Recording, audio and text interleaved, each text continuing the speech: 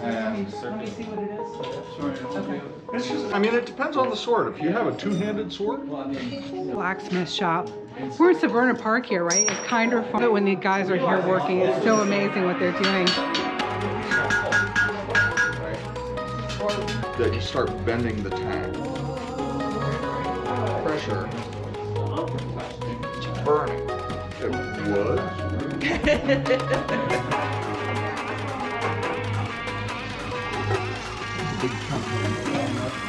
I'm gonna use it.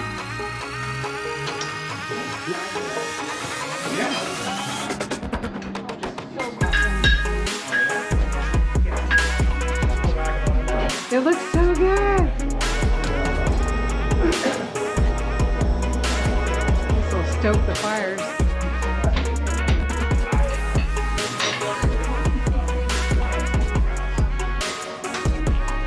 Blacksmith shop.